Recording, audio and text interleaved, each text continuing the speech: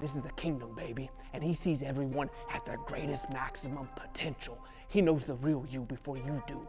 He sees the you that you are meant to be, that he died to give you. He is raising you up in his eyes. He's not a respecter of persons. Why? Because every one of them is the most valuable. And I'm talking to you.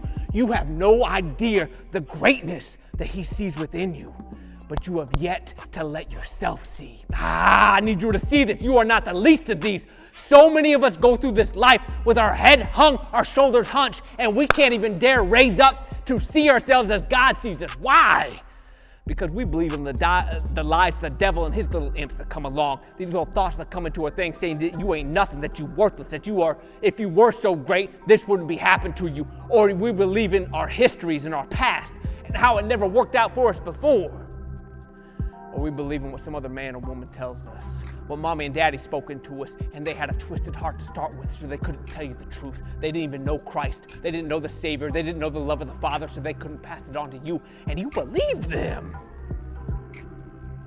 And your whole life, you've been taught, you've been conditioned to always expect the worst, to always anticipate people seeing you as the less. And we need to change that today, because our God, our Father above, the good Father, he is not seeing you as the least of these. He is seeing you as the greatest of these. Every one of us, I don't care where you at, what your color, what your creed, what your sex, I don't care, because he sees the you that he died for.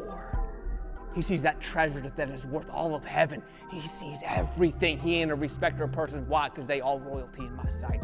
Don't you see? He's trying to show you your worth. So he says, bring me a coin. And they bring him a coin. He says, whose image and whose inscription? They say, Caesar's. He says, give to Caesar what is Caesar's, but you give to God what is God's. Don't you understand? Like, they got to give the fullness. They couldn't cut that thing down and make it worth less. It had a value to it. Quarter worth a quarter, it ain't worth 5 cents. A nickel ain't worth a penny. You know what I'm talking about? And you are not worth less than what God says you're worth. How much you worth? The blood of his own son. How much you worth? All of heaven and all of earth. How much you worth? All of time and eternity. How much you worth? Not 1 penny less than what God says you're worth.